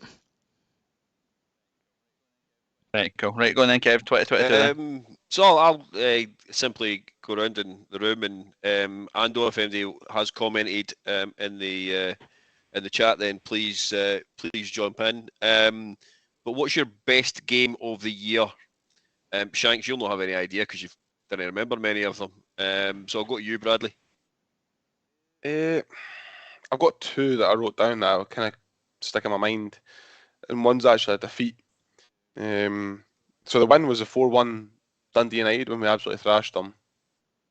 And my defeat, I just remember, was 4-3 Celtic game at home. What a game that was. Just right until the last moment when you thought we were getting something from that match. Standard Hearts whenever, but it's the first time that I felt like we're giving them as good a match. We're matching them end to end. It was just a brilliant game to watch. Unfortunately, we ended up getting beat. So, mine would either be the 4-1 against United, where we absolutely smashed them, or the 4-3 against Celtic. Well, I must admit, I put in Celebrating defeats. How HibsTalk.net or whatever the fuck it's called. Corbett, what about you? What was you've got a favourite game of the season, or the year, should I say? St Mirren in the Cup. Half 6 kickoff or a half 5 kickoff on a Saturday night. Aye. I think you even had a beer that night. There's no 1/4 kickoff. What it was. It was late on. 1/4 you had a beer. I remember it. Nighttime kickoff. Aye. Nighttime kickoff. Scottish Cup. Under the lights. 12,000 proper fans for the minute you walked in. Atmosphere. Great game. Good goals. Good entertainment. Aye. It'll be that one. Or obviously the fucking obvious ones. Hampden beating Hibs in it. Aye. Shanks, what about yourself then? Any highlight game from this year? It's got to be Riga for me. Went there not expecting a lot. Fucking best night I've ever had, man. It was a 5-1. It was absolutely class. Definitely was. So many strepsils. It was brilliant, wasn't it? It was like a I did have a sore throat, aye. Strepsil daft, man. It was the best strepsils I've ever had. Ando, what about you? The 2-1 against Hibs semi-final at Hampden. I think all round was the best game for me, I think, this year. It all started when I never got my chicken nuggets delivered from the place I stayed at my mate Wee Davies. I've got a whole list of bad shit that happened to me that day that I've never ever spoke about, and I'm saving it in the tank just for whenever the moment ever occurs. I'm not going to go into it now, but it was one of the best days, but one of the worst days as well. So I think for that one, 2-1 Hibs. Good. And you get to watch me looking at my Mate, shoes for 75 minutes. One of the first things on my list. What made this day brilliant? There we go. No, it wasn't the fact that I had an allergic reaction to soy sauce. There was loads of other stuff. But yeah, I've got photos of you just spewing all around the place. Big Bill trying to keep you sensible. And me having panic attacks in the middle of the fucking stadium, having to go run away for pints of water at a time because I felt overheated and fucking wilting. It was a horrendous day, but a brilliant day. Loved it. Any on the chat, Ando? I've no kid you, I've not even been looking. Move on. All right, no worries at all. Following on from that, then I'll go with my best goal. My best goal comes from that said game, Kingsley's free kick, and I've debated this in my own mind whether Kingsley's free kick, set piece, goal was better than Sims, or was Sims' goals better than Kingsley's? And it just depends on what side of the bed I get in the morning of which goal actually wins that particular plaudit for the day. But I would, at the moment, I'd go with Kingsley's set piece in the semi-final as being the best goal of the year. Shanks, what about you? Any highlights, goals? You're on mute, mate. So, this is a goal I've still never seen, but it's the best goal of the year. So, it's got to be Humphreys at Fiorentina, because it was absolute limbs. Okay. I love the fact that it's the best goal of the season. You've still not seen it. Brilliant. I didn't want to see it. It's like watching The Usual Suspects. I already ken who Kaiser Soze is. Didn't need to watch it again. Spoiler alert, by the way, for anyone that's not seen that film, but never mind. Moving on. Exactly. It came out in 1983 or I something. also so never you're said fucked who anyway. it was. So, good. Aye. It's Leonardo DiCaprio. Everyone. Stephen Humphreys is Kaiser Soze. Aye. Steve Banks. Corbett, what about you? Any goal that sticks out in the mind for you? I'll go Sims just because it got the ball rolling, didn't it? We've come to expect, although it was an absolute belter, we've come to expect that for Stephen Kingsley. But Sims was just, it was just class. It was an absolute. You could have 3 goalkeepers and nobody was saving that. It was a belter. So I'll go Sims at Hampden. Ando? Sims and limbs. Ando, yourself? Same. I don't think, because for where Corbett and I were sitting, as soon as he hit that, you knew it was in all the way. You could see it straight down the barrel of a gun, and like the feeling of when he hit that, and you knew it was going to happen. It was just, absolute scenes, man. Cannot be beaten. Not for me. Good. Brad? I was the same angle as these boys, so I'm going Sims as well. Sims Just as well. unbelievable. Yep. Was the fact he took it so early, I thought was something that was quite. I think that put their keeper at odds. He didn't care what was going on. As you said, It was weird. It was like it was in slow motion. I still see it in my head. It's brilliant. Hibs keepers and no knowing what's going on. That's new. Kev, I'm going to interject because we've had a question in the group chat. Now, we're doing a 2022 review, sorry, and all your questions were immensely positive, but Al Patterson has come up with a question, and I've just fucking lost it. Super professional. Yeah, there it is. Who would be your worst player of the year? Well, I did actually have that down as worst performer of the year, but thanks very much, Ando. We're splitting hairs on the word, Kev. Move on. I'm trying to do listener engagement. Well, let's go. I know who mine is. It's been ages since I battled Gary Mackay-Stevens, so let's go. Let's go round the doors. Go on then, Ando. Worst player of the year? Ross Stewart, just because he's Ross Stewart and he's absolutely horrific. End of. He played any games this year? I don't care. He doesn't have to have been. Aye, he played in the top 6 games Played and then Celtic, didn't he obviously played really well against Celtic. Celtic. Actually, wasn't that bad, but still, let's not let get facts. Ross Stewart for me. There you go. Cool. Shanks?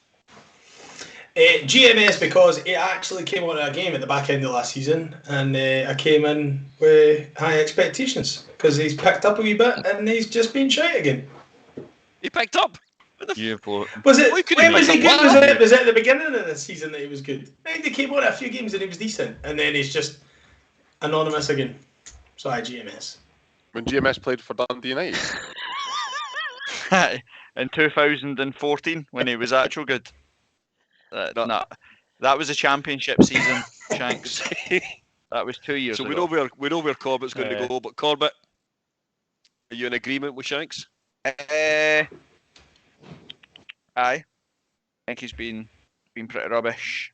GMS is rubbish, sorry. Stewart, rubbish. Go controversial. Atkinson. Oh, that's what I've written down. Nathaniel Atkinson is flattered to deceive. That's literally the word for word what I've written down, and then in brackets I've put Keo Pish. Yes. aye, but he was too soon for a Keo Pish, but I'm right there with you. I've got him. I've got him as being pish. That is all I have to put down. Simply pish. So Darren Ross. aye, exactly. Darren Ross in the group, keep calling it a group chat on the live chat, says Ben Woodburn. Aye, another one that failed to deliver. To be honest, I actually quite like Ben Woodburn. He scored against us, Bellend. To celebrate. In a pre-season friendly. You got his chopper. Most frustrating. So most frustrating performance or most frustrating game of the year. There's probably a few of them out there, but frustrating game. Most frustrating moment is me, George Grant's Fred against Zurich. I just generally put the Zurich game at home, and that was it. Hindsight, yeah, I agree, but hindsight now is the Conference League was better than playing Bodo Glimt, Arsenal, and whoever the fuck else was in that group. Eindhoven, aye. They would have scalped us all. Aye. I had Math most. Go on. When you go, Shank. I had Livy away 1-0. Fucking hate getting beat there. Absolute Zlamal memories. Shite. Aye. Another game we didn't perform, and Ando didn't even turn up for the second half. What happened to me, like? Mate, the cup final. The cup final. You left? I didn't. No, Ando left at half-time as well. Ando left at half-time. Oh, aye. But Back in September, October. Seems entirely possible, man. The weather was probably... the weather was probably totally pish, and I had a long drive home, so I said... No, you came up the train. That was the worst. It was training, it was sunny, because I went for a pee and came back, and it was Ando, and it was gone. I was like, it's 35 minutes. I was away to the boozer then. There's no other way of saying it. Fair enough. Oops. The cup final. Yeah. The cup final was the most frustrating game. Terrible. Worst cup final we've ever been a part of. Worse than St Mirren. To show up to play that Rangers team that was on its knees, begging that we didn't show up because they knew they didn't have anything in the tank, and to no muster a shot on target, to fold so meekly and accept it. Again, we played two of the old firm in 2 cup finals when they've been on their absolute arse, and everybody else in their dug has managed to kick them in the teeth, and both of them have managed to drag themselves off the canvas to do one on us, which is disgusting. So that cup final, I'll never get over that cup final. It was a shocker. Fair. So not everybody will have one here, but MD got any funny moments of the year at a match? You want about? Go on then, Shanks. This is so, Shanks. Kev, can you remember utterly fucking annihilating a player for pinging about 3 30-yard shots over the bar, who then pulled our pants down and went on to score 2 that day? There's been a few of that, mate. But which one in particular? Andy Halliday in April at home at Hibs 3-1. First half, fuck me. Every single time we got the ball, fucking Rosehead. I was fucking pulling my eyebrows out because that's all I've got left. What an absolute dick he made of us that day. You'd had a rum that day, Kev. You were talking to boys about 4 rows behind you. Is that right, laugh? I was probably talking to boys 4 rows in front of me, because after Andy Halliday scored the second, that's where I ended up.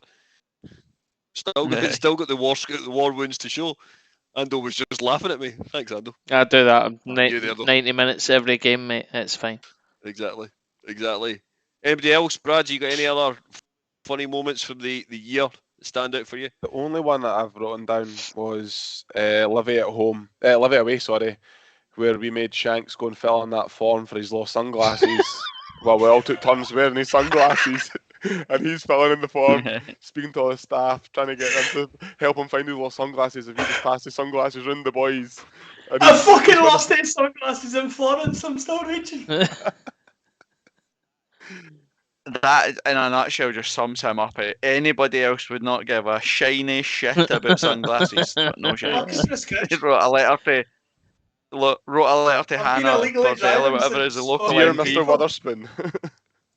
Aye. Are my shades here.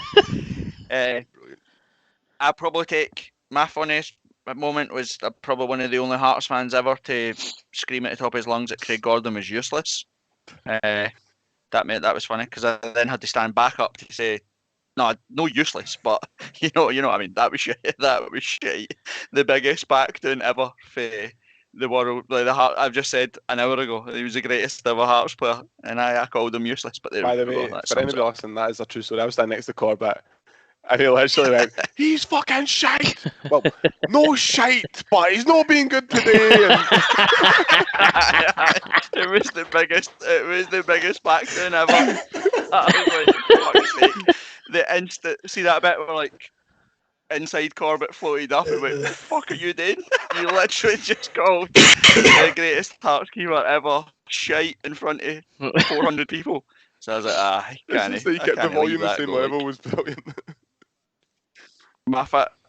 he's not here because we can slag Tam. But when we remember at the Kelly game, when we get pumped out the cup and Tam everything. Oh no, it was Shanks, wasn't it? We went for Shanks, pizza, wasn't it? so we were really tired. 20 minutes in. But my favourite thing is everything that Tam shouted. I was like, "Are you watching a different game? That's not happening." And you go, "You're right. No, I didn't mean it like that. I didn't mean Tam like had half a honestly like venom. that." He was at his thing. He literally changed his opinion on absolutely everything. He'd be like, "That's a fucking terrible ball." And I was like, "No, Andy Halliday should have been there." Aye, that's what I meant. That was a good pass. Why was he not there? Honestly, man, it's just so awkward. Such a shite bag. He couldn't keep his opinion. I had to change it so that I wouldn't shout at him. It was brilliant. Right, Kev. The final one was simply who is your player of the year. So year of 2022, who is your player of the year? Shagland. Yep. For the whole year? Mm-hmm. For the whole year, even though he's only been here since August. Actually, no, Craig I'm Gordon. going to change. We'll change. Craig Gordon for taking us back to Europe. Yeah, I would. So I put down. I'm going to go Andy Halliday. I think what he's offered in recent weeks, plus the amount of goals that he mucked in with towards this is at the latter half of the season last year, it can't be lost on anyone his contribution just from a goals point of view.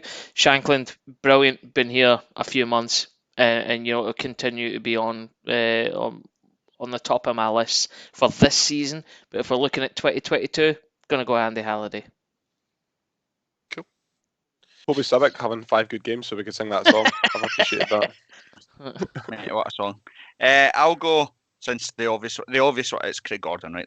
That's the obvious. There's no argument it's Craig Gordon. But for it to be different, I'll say Alex Cochrane. Yeah. I think Alex Cochrane has been absolutely superb.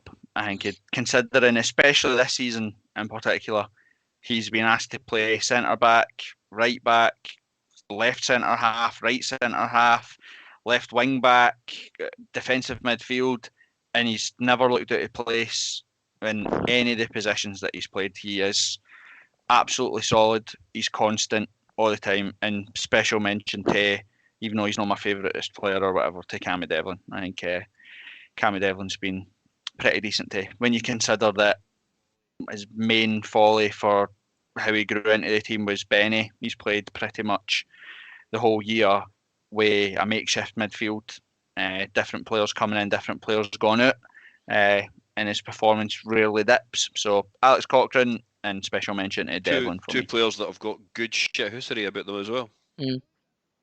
Yeah, I like that. Some team, eh? Like Some team. He's excited. Mate, I'm actual buzzing. that's for the first one time thing, in fucking ages with that team. the one thing that we've not even spoke about here, which I did want to highlight, was just how you got a proper grittiness about us right now, which I like. You look at being able to dig a result out, last minute winners, last minute equalisers, like coming back for. I think I tweeted it today to say that I think Pie and Bovril, that fucking horrible Twitter page, had said something about Hearts finishing the year third or whatever, and I was like, it said something about Hearts fans would be pinching themselves, and I was like, no. At Hibs and Aberdeen and Motherwell and Livy, all those teams should be kicking themselves because we've been murdered this year by our standards. We've never been in top gear, never had a full strength team, and any other side outside Celtic and Rangers that had the injuries, the constant injuries as well. It's like back to back to back. It's never fine. At least once a week we get a bad injury. It would have derailed all these sides' seasons. And the fact that we've played in Europe took a tanking in Europe, being at our depth, but being there for the experience. Played Thursday, Sunday, barely any recovery time, barely any training sessions. Injuries right the way through the spine of the team, no consistency in selection. Remember, we went fucking from the 28th of August into the 5th, 7th of November without playing a home game at Tynecastle that wasn't against the Old Firm or in Europe. And we are now finishing the year 3 points above Aberdeen, who, by the way, up until the last 4 games, everybody has waxed lyrical about. Do you know what I mean? Everybody spoke about how good a team they were and all that sort of stuff, whilst we've played the under-12s, the under-14s, patched players up, injected them and got them gone. So fucking get that right. And the game, everyone. And the game in hand over Aberdeen as well. Yep. Exactly, mate. Exactly. So, what a fucking season. And well done. We've battered them pillar to post in here. Well done, Robbie Nielsen. Like, to manage to navigate which has been a very difficult time. Terrible runs of games, and we've had some really shit results in there. To end the year third with a game in hand, 3 points in front. Outstanding. Well done. Good review. Yep. There we go. Aye. We ending it on a high, or we got to talk about the game, touching the game on Monday? Just the predictions. We fucking know what happens in derbies anyway. Just the predictions. Go on then. Shanks, you can go first. What's your prediction for Monday? 3-1 of the Gorgie, Shanklin 2, Mackay will get the third. Kev? 2-0, home win. We get a clean sheet? That's the only unbelievable thing you've said. Right, fine. 1-1. Scrappy, horrible game. Ando? I'm going for a repeat of the Demolition Derby. It'll be 5-1 Hearts.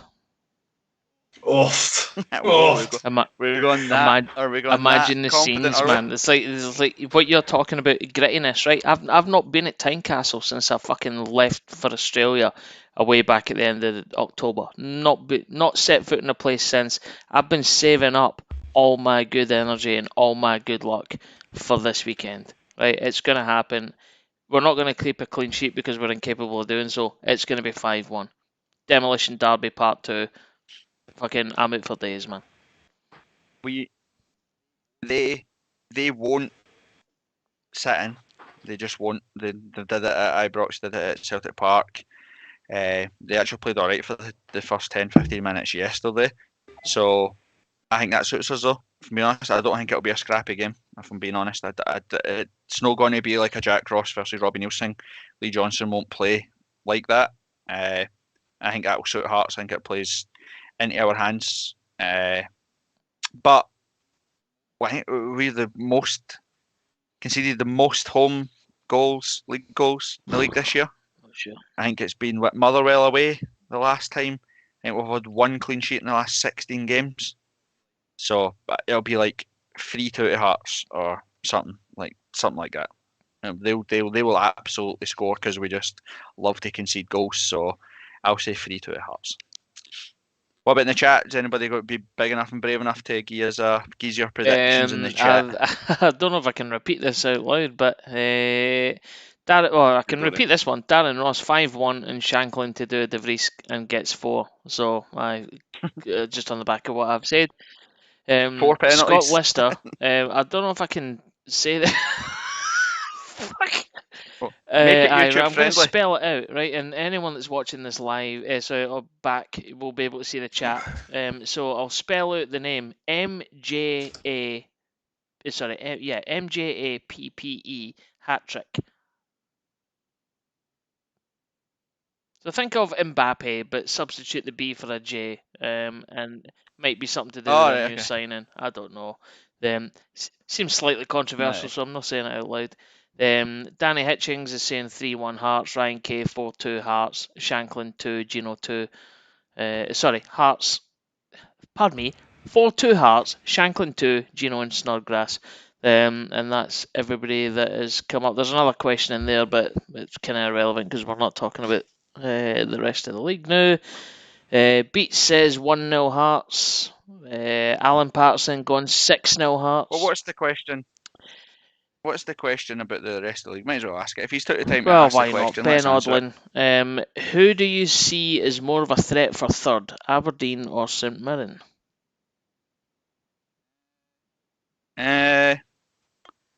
Livingston. See, if I'm honest, St Mirren Eh, at this stage, Yeah, St Mirren for me as definitely well. St Mirren. Fucking getting the well, if we look at it sensibly, right, our game in hand is against St Mirren at Tynecastle. So we win that game in hand, it puts us what 7 points in front of St Mirren. We're 4 points in front of them right now, aren't we? 2 games in hand or 1 game in hand? That's what I'm just checking. I can't remember. Let's see. We are 3 points ahead of St Mirren, and they've got a game in hand over us. We've played 18. They've played 17. Well, I don't think they've played the Old Firm as many times as what we have either. So, but out of the two of them, definitely St Mirren currently, because Aberdeen's form has fallen off a cliff. And to be honest with you, I don't know who they have next or who they have on Monday. Kilmarnock. But they play them back to back, like. Oh, They sorry, just played Aberdeen. Kilmarnock Sorry, I think yesterday. it's talking about St Mirren. My bad. Oh, yeah. Aberdeen are from Ross County. Because if Sorry. they in Ross County or Pittodrie. at Pittodrie. Well, if they lose that, then Goodwin's in serious trouble. So, I still think Aberdeen will be there or thereabouts. I think this run of games that are coming up for us, if we can get through the Derby and the St Mirren double header, and having not lost to any of them, I think we'll go on a bit of a run, because again, like I've said, we've played the Old Firm 4 times. Everybody has to catch up. They'll all have at least a round of fixtures against Celtic and Rangers. So I think that puts us on a sort of an even keel type thing. So probably St Mirren over Aberdeen. Probably one of the first times, just reflecting on what we've spoken about, because this started off as obviously predictions for the Hibs game. Like, no one, even in the live chat or on here, has predicted a defeat. Now, I'll be honest, if I think back to maybe this time a couple of years ago, like, I'd have been fearful of Hibs coming to us at this stage. But what Corbett said about the grittiness of this team, I genuinely think we're going to absolutely smash them. And Tam's not here to jinx it, so aye, we're definitely winning. Well, the difference this time is that Robbie doesn't do the paper talk stuff. Or play the game, know the occasion, take the light, all that. He literally offered that. Even last night, you listened to his reflection of the match. Almost the first thing he spoke about was the derby on Monday. Like, I think we've got I think he understands now. He's learned. He's no naive. I think he understands that you win the derbies or do well in the derbies or avoid getting beat. It sets the narrative for your seasons. Like, it is literally all that Hearts and Hibs have, but the chances of us winning a cup, etc., are slim to none.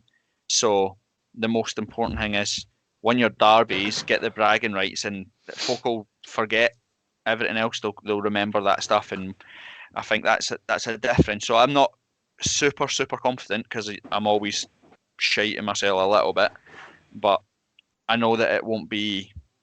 Yeah, we'll show up is my thing. I think we'll show up and perform. I would be surprised if we were miles off. Just in closing, because the people keep coming in on the live chat with a couple of bits. Brian Dixon saying Porteous is suspended.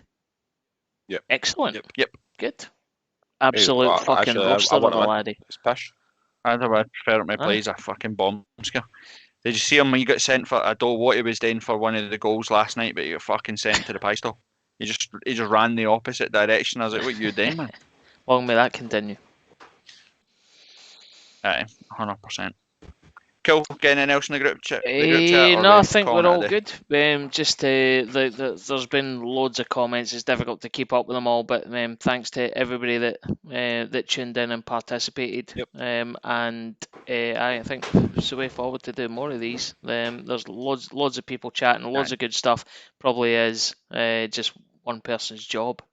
To sit and go through these. A big thumbs up to everybody on the live chat. contribution has been superb. Cheers, guys. Yep, thanks everybody for Cheers, joining us. boys. If you're coming to the game on Monday, we'll be at the Shandon. I believe the Ultras are doing a march for the Shandon to the ground at 2 o'clock. So if you want to come along, get involved, get an atmosphere, we'll see you at the Shandon. If not, have a belter, and we'll see you next week. Yep. Happy New Year. All the best. See you later, boys. Fuck Hibs. Gorgero. Exactly. See you later.